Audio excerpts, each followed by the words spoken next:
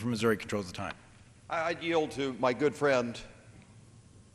Thank you. I thank the gentleman, and I'll be brief. I rise in support of everything that my colleagues have said.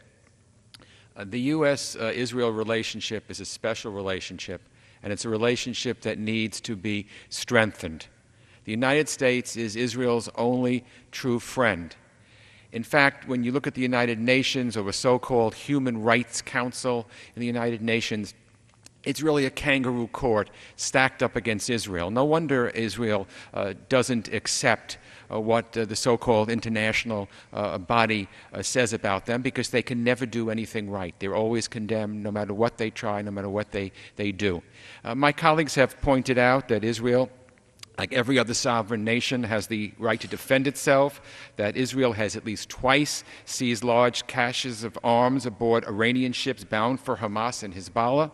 And a blockade is an appropriate security measure when employed in the face of hostility, such as that directed by Hamas against Israel. Israel is our best friend and ally in the Middle East, and that hopefully soon there will be a solution to the Israeli-Palestinian conflict. Two states side by side living in peace and harmony, a Palestinian state and an Israeli-Jewish state. And that is something that we all strive to work for. I want to thank Mr. Weiner for organizing this. I want to thank Mr. Hoyer, our majority leader, for always being a stalwart. I want to thank Mr. Akin for giving us the opportunity to speak.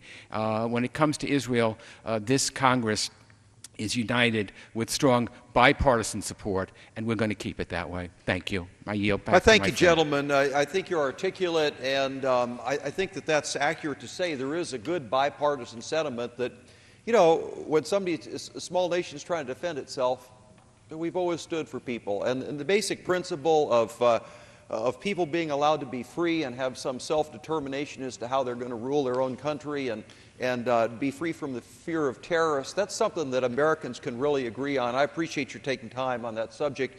And also my good friend from New York taking the time to organize the hour. Very good job. Thank you. I do yield. Thanks to you. You know, I don't know if they have C-SPAN in Israel, but sometimes it's easy, that little country, to feel beset on all sides. And we share the same common sense that they do, that, you know, they're victims of terror.